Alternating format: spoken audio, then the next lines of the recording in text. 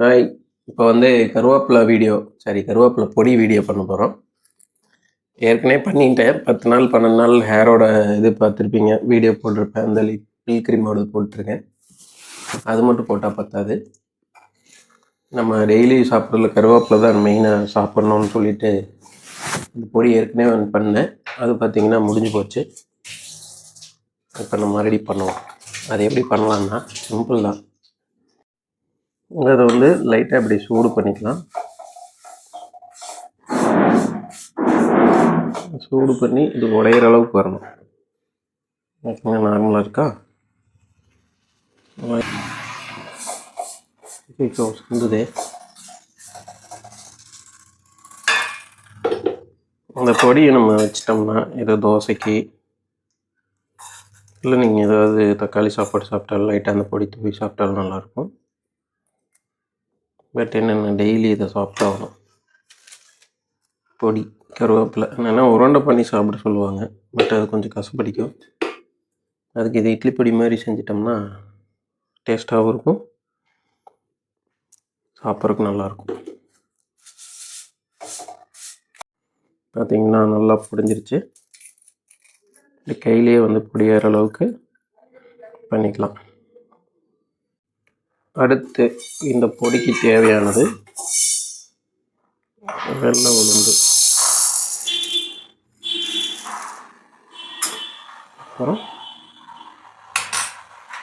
கடலைப்பருப்பு போட்டுக்கலாம். குருமிளகு கொஞ்சம் போட்டுக்கலாம்.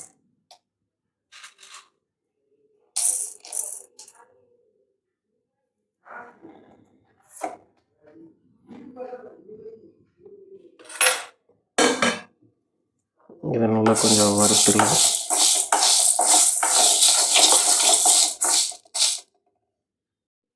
வரமிளகா 6 போட்டுக்கலாம். வறுத்து எடுத்துட்டு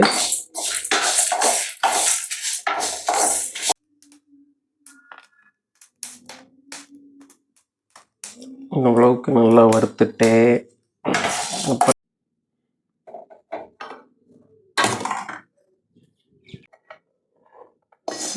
ஃபுல்லாக மிக்ஸி ஜாரில் போட்டுட்டு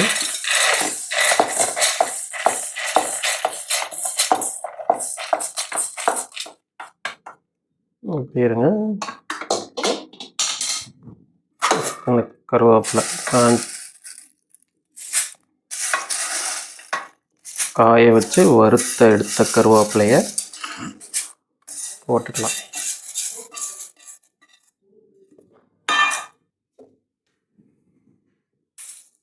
நீ செஞ்ச அருமையான மேகி கண்ணுக்கு பட்டு அதுவும் இருக்கட்டும். ஏன்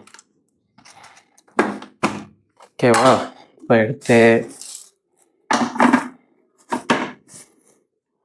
எடுத்து அரைச்சிக்கலாம். ஓகே,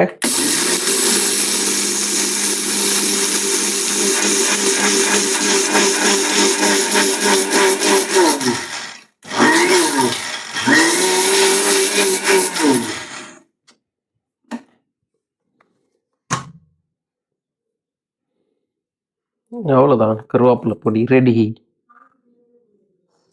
இதை ஒரு டப்பாவில் போட்டு வச்சுக்கலாம். நம்ம எப்போ வேணும்னா எடுத்து டெய்லி ஒரு ஸ்பூன் தோசைக்கு வச்சு சாப்பிடலாம். இல்லை வெள்ளை சாப்பாடோட நெய் தேங்காய் எண்ணெய் போட்டு சுடு சாப்பாட்டில் சாப்பிட்டா சூப்பராக இருக்கும்.